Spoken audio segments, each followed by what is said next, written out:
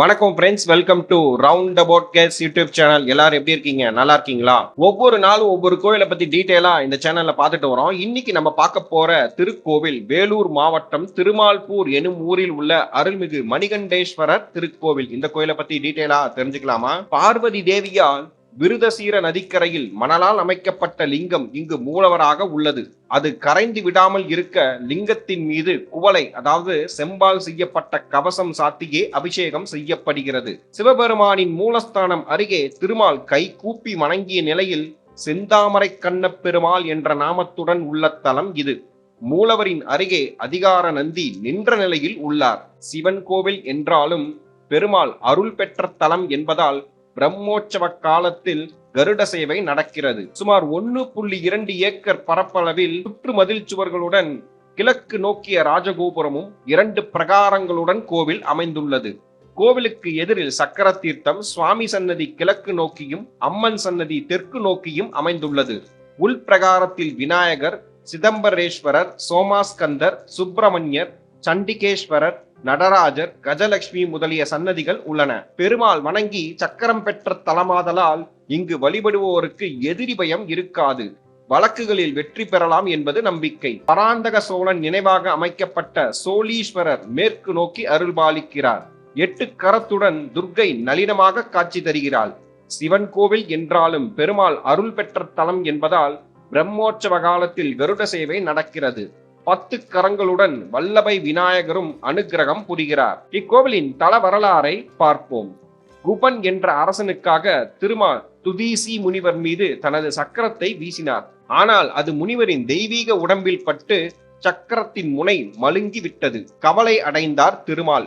என்ன செய்வதென்று தேவர்களுடன் கலந்து ஆலோசித்து சலந்தாசுரனை அழிப்பதற்காக உண்டாக்கிய சுதர்சன சக்கரம் சிவனிடம் உள்ளதை அறிந்தார் திருமால். உடனே இத்தலம் வந்து அம்பிகை பூஜித்த இந்த லிங்கத்தை தினமும் 1000 தாமரை மலர்களால் பூஜை செய்தார். ஒரு நாள் சிவன் திருமாலின் பக்தியை சோதிக்க பூஜைக்கான 1000 மலர்களில் ஒன்றை மறைத்து விட்டார். திருமால் பூஜை செய்யும் போது மலர் ஒன்று குறைய தனது கண்ணை பறித்து இறைவனின் திருவடியில் அர்ப்பணித்தார். இந்த பூஜைக்கு மகிழ்ந்த சிவன், தாமரை மலருக்காக உனது கண்ணை எடுத்து பூஜித்ததால் தாமரை போலவே உனக்கு கண் கொடுக்கிறேன், இதனால் உன்னை பதுமாஷன் என அழைப்பார்கள் என்று கூறினார் சிவன். இத்தலமும் திருமார்பேறு என அழைக்கப்படும் என்று கூறி திருமால் வேண்டிய சக்கரத்தை கொடுத்து அருளினார் சிவன். மேலும் அவர் திருமாலிடம், நீ கூறி வழிபட்ட 1000 நாமங்களால் என்னை பூஜிப்பவர்களுக்கு முக்தியை கொடுப்பேன். அதை சொல்ல இயலாதவர்கள் என்னை தீண்ட சிவந்தார், சாதரூபர், மணிகண்டர், தயாநிதியார், பவளமலையார், வாட்டந்தவிர்த்தார், சாகிசனர் ஆகிய திருநாமங்கள் சொல்லி பூஜித்தால் வேண்டிய வரம் தருவேன் என்று அருளினார்.